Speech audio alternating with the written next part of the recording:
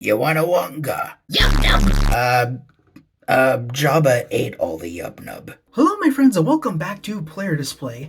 It's been a little while, and by a little while, I mean like less than a week, but I was kind of averaging 1 or 2 videos a week. There's not really a set schedule. I kind of just roll them out as I can. Before we hop into this, I do want to say that the schedule might be a little bit scattered here and there, just because we've had a lot of family events, and unfortunately my dog Teddy has passed in the last week, which really sucks. I might be on and off a little bit here and there over the next week, but I should be back in action, so don't you worry. I'm not going to be one of those YouTubers that like, is he there? Is he not there? We haven't heard from him. He's disappearing. Where's he going? Don't worry, I'm here. It's just there's a few things going on that we gotta take care of. All that being said, in honor of my Teddy, along with celebrating the 40th anniversary of Return of the Jedi, let's go ahead and have a look at the long-awaited Black Series Wicket W. Warwick. Of course, we have to start off with the packaging, which is in that traditional, nostalgic Kenner tribute blister board. Unfortunately, I don't have a whole lot of nostalgia for it because I wasn't quite yet alive. Still, I really love this presentation every time you get it. I know that for certain Mint collectors, this box means a little bit more to them, especially if you were around watching the movies at the time.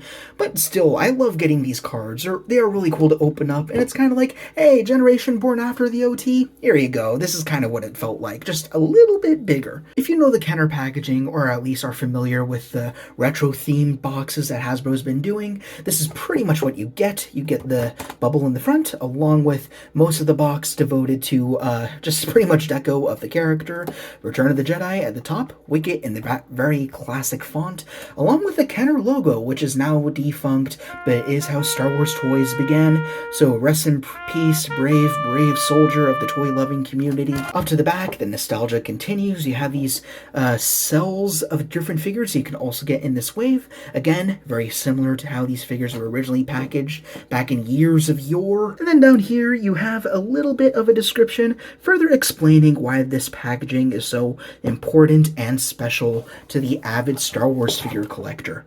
But unless you're new here, of course the reason why we're looking at the box today is to have a look at our Lord and Savior, Star Onions, followed by his lesser cousins, Green Arrow. Aslan. C. U, Canada. 21. EAC. and lastly, I am Superman. don't know what those logos mean, and frankly, I can't be bothered to look them up. I feel like it would lose the magic, you know? Panning on down. Aw, look at the little munchkin. He's so cute. I really like this figure. This is, of course, the third Ewok we have gotten in Black Series form. The first we got was either T-Bo or T-Do. The only reason why I get that confused is because Force Awakens debuted a character with one of those two names, and there's only a single letter difference, and that drives me friggin' bonkers. And next up, we got Paplu, who was in an SDCC exclusive set with Han and Leia, I believe. And Paplu is also currently on pre-order if anyone would like to get him on single release. But finally, that brings us to Wicket W. Warwick. Yes, that is his official government name, apparently, as portrayed by Warwick Davis, perhaps one of the most prolific actors in the Star Wars films. But anyways, let's have a little look at this little figure. Honestly, they nailed it. I think we've all been waiting for this guy to show up as a definitive Black Series figure. For many, many years, we've been seeing different like third-party versions of this character, 3D printed, injection molded, sold on eBay with varying results. But as for the official version, I really love this guy. I think they did a very good job with this little dude here. And let's go ahead and start with the face. You see, he has mainly brown. That's pretty much the color he's molded in. Then they did a dry brush of a little bit of gray, perhaps a little bit heavy-handed. Maybe a little bit of a blonde color would have been nice to bring out a little bit more of that youthfulness, because he was one of the younger Ewoks, of course. In fact, the shortest Ewok we have seen so far. You can make out the little tiny nose, the pronounced lips, the little dinky teeth. I'm surprised with how well they did that. If they did Wicket 5 years ago, they would have just painted a stripe of white across the teeth, and you'd lose all the detail in there. So I'm glad they took their time to get each of the 4 little teeth done nice and proper, even that little 5th one poking out from the bottom there. Also, the cute doll eyes just poking out there with some gloss. I think it's just black, not quite brown or anything, but for a figure of this scale, I'm okay with how they approach that. It looks absolutely adorable. adorable and cute and accurate to the film. And then going around the head, you of course make out his ears along with his little headdress thing. I'm not sure what you'd call it. This is actually a removable piece, so if you are interested in knowing what Wicket looks like without it, you could do pretty much what you could do with the original Kenner figures, which I do own. I don't believe I own Wicket, but I do own some of the others, at least Tebow/Tito. But yeah, that's what an Ewok looks like without their little turban. Take it for what you will. It's still a cute little design. It kind of reminds me of concept art that they did for Solo, where you had a feral Ewok on a chain. I wish that Ewoks were a little less expensive. I mean, that's kind of one of the controversial things about these guys. As small as they are a little bit on the pricey side. I kind of wish that they instead did 2 packs. So, you could get Wicket, they could also have him alongside Chief Chirpa with some accessories, and then maybe sell that pack for $30, even $40 I could swallow. But yeah, getting one of these guys for standard price, I don't love it as much. And besides, if they were cheaper, then they'd be great custom fodder to make your own Ewoks. Who doesn't want that? Come on! We already kind of had a look at the base body when we took off the tunic, but if you fold that up, you can see there's a little bit more of that gray whitewash going around the very well sculpted fur, which is pronounced throughout this figure. It is very tactile, not too flat or anything. You get the idea that this is a fuzzy little dude. Maybe some dull coating would help him a little bit. Ewoks are apparently 3-fingered creatures, as you could see right there. Both of these hands are very well done. They grip all the accessories just fine. I think I've tested them all, but because he is the smallest of the Ewoks, they did go out of their way to give him a little bit more than he perhaps ever used in the movie itself. But still, it's always good to get more accessories, especially if you have multiple Ewoks and they could share up, trade out their weaponry. He does not have a knee joint. Personally, I'm actually okay with that because, first of all, he is smaller. It's going to be harder to notice any knee movement regardless. And second, I feel like it would break up the sculpt too much and maybe make him a little harder to stand. I mean, maybe I could be proven wrong with some other third-party kits that have been done in the past, but I'm okay with it. I'm fine with it just being this one solid piece, although they could have continued a little bit with that dry brushing that we had on the torso and the head there. Then the last detail we have in this figure is the little tiny toes, again 3 digits. You can also make out some little toenails there. Yeah, I really like this. It's a very simple little piece, but I like it quite a lot. As I said, Wicket comes with a fair share of accessories, although I think most of them are less better suited for him and more better suited for potential other Ewok warriors we might see in the future. But regardless, they're all very nice. So over here we have a bow along with a single arrow. We have 2 various clubs, and then we also have his spear, which is the one that I prefer to have him with because that's how he looked when we first met him. But yeah, they're all really easy to put into his hands. He's actually a lefty, as you could have noticed on the packaging. But yeah, he holds it just fine. It just slots right in, puts it down. I like how the grip's not too tight, so it's not going to screw up the mold or anything. But yeah, everything holds no problem. Like, we'll get the 2 clubs, whether he wants to beat in some stormtrooper skulls, or perhaps play on their helmets as an instrument, like at the very end of Return of the Jedi. So he can hold those just fine. As for the bow and arrow, that can also be fit, but it does take a little bit of time. Sorry that we're moving right into how he holds these accessories. It's just there's not a whole lot of details when we get up close. There's not really a lot of wood texturing going on, which I think would have been nice in hindsight, but I'm still quite pleased. What the hell am I doing? You should be holding it with this hand, right? Yeah, I guess with a bow hand, you kind of get him holding again in his left hand right there. As for the right, you pull it, the string back, and then you can actually get the little arrow and then slide it into that little cylinder there, and then kind of match it up with the hand, and then you can sort of use the shoulder joints to match it out. But it's a little bit tricky because, again, he has that turban going on, and then it's hard to get him looking down, I guess, the sights of his bow, but it looks okay. Whenever we've seen a bow and arrow in action figure form, it's always been a flip of the coin. Usually it's a piece of crap, or it's fairly well executed. In this case, I think it's more the latter category, but I don't think we've ever seen a great one, so maybe I might replace that with a string. I did that with Marvel Legends MCU Taskmaster in the past, and that's worked pretty well, so that might be something that you'd want to do. Articulation is limited, but again, I think it's really all that he needs. We have a swivel in the head that goes pretty much all the way around, but again, it does get stuck on that tunic piece, which is very well done with that little greenish-gray watch, by by the way. I forgot to mention that. It's very well detailed. Anyways, you get not a whole lot down, but you do get a little bit of up. It actually kind of pokes through the garments that he has, so that allows him to go a little bit further up, which is pretty nice. You do have a little bit of that curious tilt, like you just saw that wafer that that Princess Leia pulled out when they first met. As for the shoulders, they have a little pin and then a hinge, so it can do almost a full Batman. It goes down, swivels all the way around. You also have a swivel at the elbow right there. Elbows crunch to pretty much 90. It's a little hard to tell because he's so doughy, but it is there. As for the wrists, it's hard to tell. They definitely have a swivel, go all the way around. I can't really tell if there's a hinge of any sort in there, but from what I can gather, it's just a swivel, and that's fine. I don't have any issue with that. Correct me in the description if I'm wrong, then I will pin your comment. Again, I'm going to miss a few things. If you point out something that I miss, your gold star comes in the form of your comment getting pinned, so everyone else can be informed. Down on the torso, it is a ball joint, so you can swivel around. That much for basically code for not at all, but he can go back. So he's going to be looking up a lot more than he's going to be looking down between the neck and the torso here. As for the legs, again, there's nothing in the knee, but as for the upper thigh, he can kick out pretty good. Kick back in.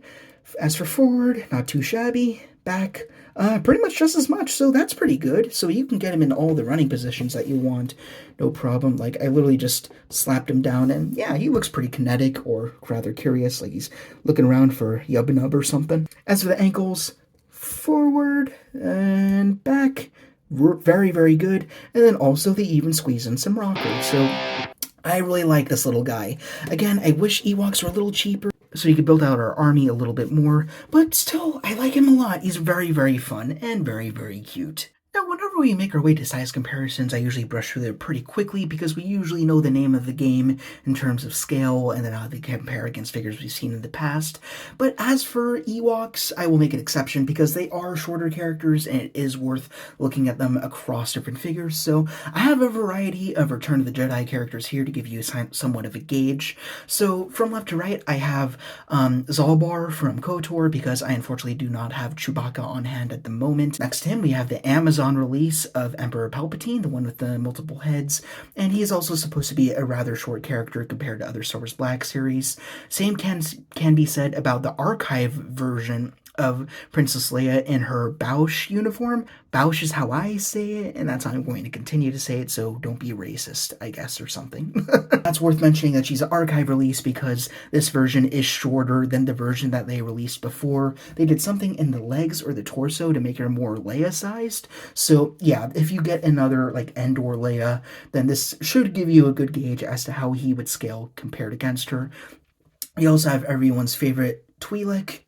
That's definitely not a fact. We have Bib Fortuna over here, along with the Target exclusive Gamorrean Guard. I actually have another one of these coming in the mail because I am anticipating the re-release of Jabba the Hutt, who I've really been wanting to get. So expect a review on him in about 5 or 10 years, depending on when they release him. Now we're going to bring him down to the ground to look at some smaller characters, along with ones that aren't quite action figures. They're more accessory pieces, but regardless, over here we have Omega, who comes from a show that I can confidently say I don't enjoy anymore. So sorry, Omega, but you can go ahead and stand and wave, it's fine. Then we also have Tika from Obi-Wan Kenobi, which is pretty much a standard Jawa mold. They're all just about the same size. And Wicket is a younger Ewok, I believe, so he's also shorter than the typical Ewok. So he might be one of the shortest humanoid characters we ever get in the Black series. Over here, we also have the Child. This is the Bandai model kit version we looked at in some weeks past. And then we also have the single release of the Black Series version with a little bit of crappy custom paint. Just ignore that. I'm not proud of it. And then over here, we have Borg the Bogling. We have Salacious B. Crumb, who we are going to be seeing again with a rumored additional articulation. I don't know how they're going to do it, but I'm really looking forward to it. And then over here, of course, we have our best friend, say it with me, Muck Muck. Wow, a new friend who doesn't look like they're gonna actually hurt me. My name is Muck Muck. Yub Nub. Oh, no, Muck Muck. Yub Nub. I meant Muck Muck. They sound similar. It's a different spell. And that's just about a wrap on one of the cutest characters in all of Star Wars history. Yet again, one of the first that arguably almost killed the franchise.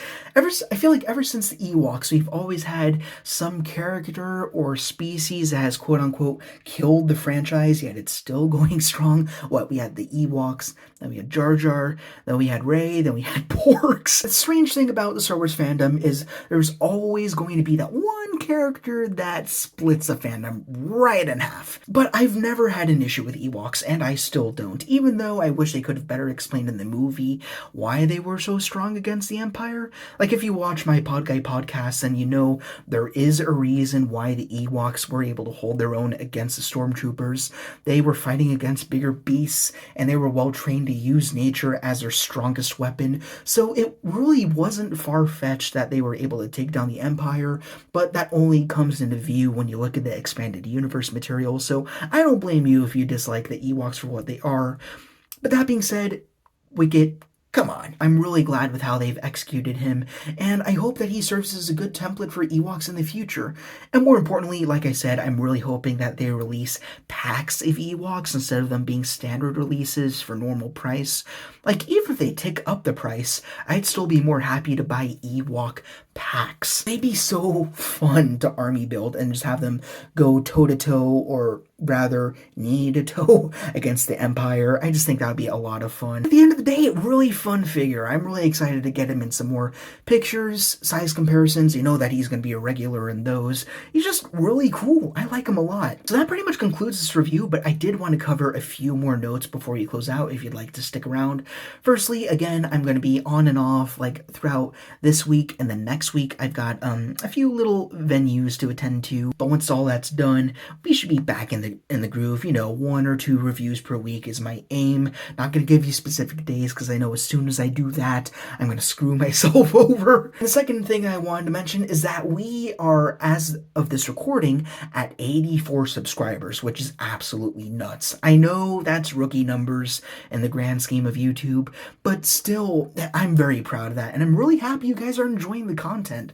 And as the editor has relayed to you before in a previous update, once we reach 100 subscribers, that will lead us into our first Q&A, or question and answer if you're new to the interwebs.